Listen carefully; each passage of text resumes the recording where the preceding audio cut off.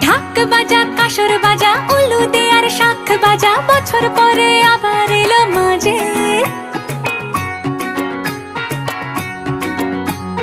পুজো পুজো গন্ধ নিয়ে